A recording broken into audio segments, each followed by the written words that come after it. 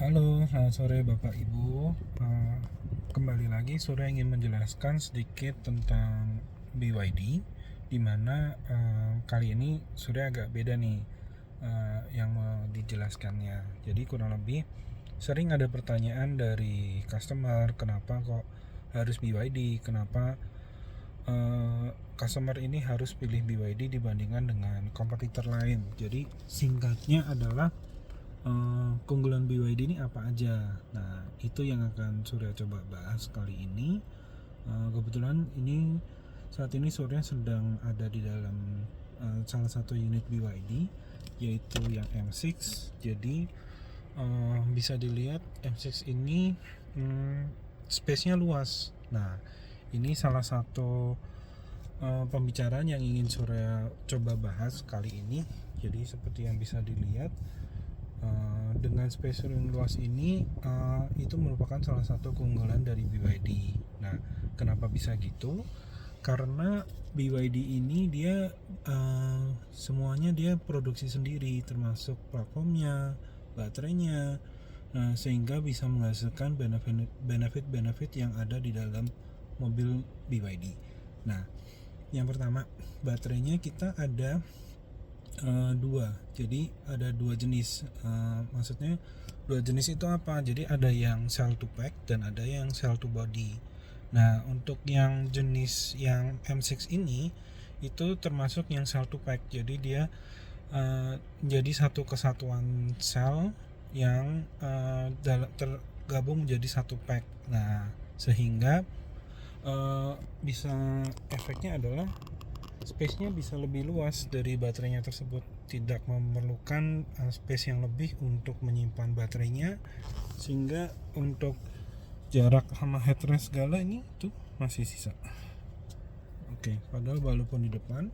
Nah, dan juga kalau untuk yang tipe-tipe lain di BYD ada macam-macam, ada yang cell to body itu yang untuk seal contohnya. Nah, di mana dia menjadi satu kesatuan antara bodi mobilnya dan juga untuk baterainya sendiri. Jadi salah satu keunggulan cell to body itu adalah kalau misalnya Bapak Ibu coba bayangkan, biasanya mobil itu kan hanya rangkanya saja. Nah, kalau menjadi satu kesatuan dengan mesinnya akan membantu untuk melindungi bodi mobilnya juga baterainya. Jadi ketika misalnya ada amit-amit ada kecelakaan, jadi baterainya ini ikut melindungi apa yang ada di dalam mobilnya, penggunanya maksudnya.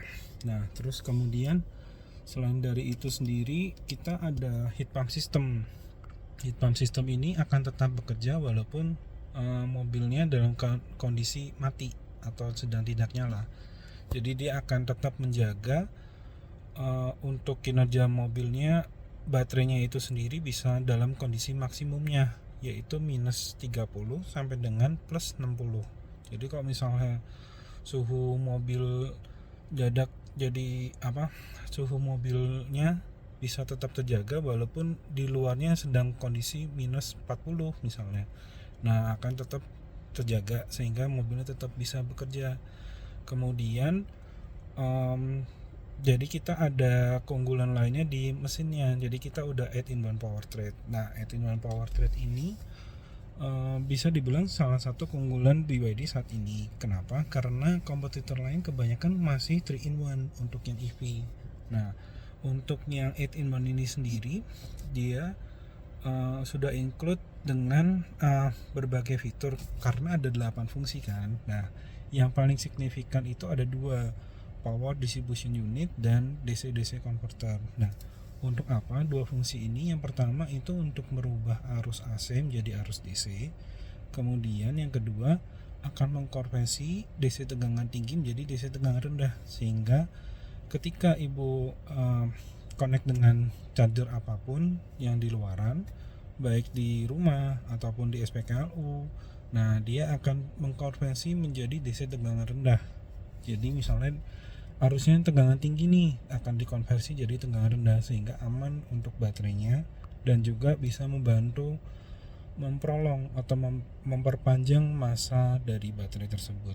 Nah, Kan kebanyakan orang khawatir tentang baterainya ini harganya mahal dan segala macam. Nah, terus untuk keamanannya dan juga untuk keberlanjutannya. Nah, karena dengan fitur-fitur tersebut kita bisa membuat baterainya ini semakin awet, semakin aman juga untuk digunakan sehari-hari. Oke. Kalau misalnya ada yang mau ditanyakan lagi, boleh hubungin Surya di BYD Arista BSD. Terima kasih.